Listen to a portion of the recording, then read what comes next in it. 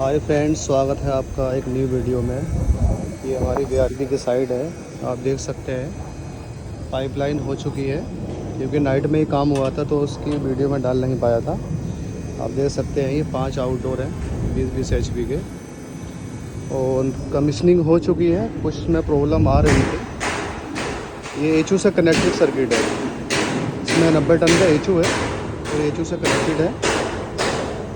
इस आउटडोर में मेरा AC1 का एरर आ रहा है, ये भी रिपेयर करना बाकी है। ये इसमें ऑटो गैस चार्ज हो रहा है, आप देख सकते हैं ऑटो गैस चार्ज पर मशीन चल रही है मेरी।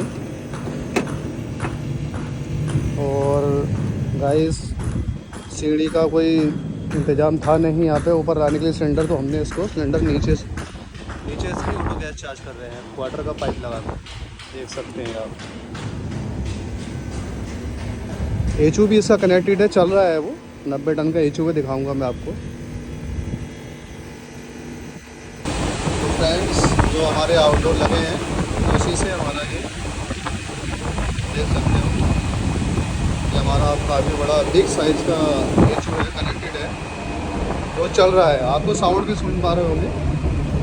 तो ये हमारी एचयू किट सब लगी है अंदर, इसके सारे ये कंट्रोलर लगे हैं फ्रेंड्स, जिससे कि बीआरबी हमारा मेंटेन होता है और रिमोट के थ्रू ही चलता है।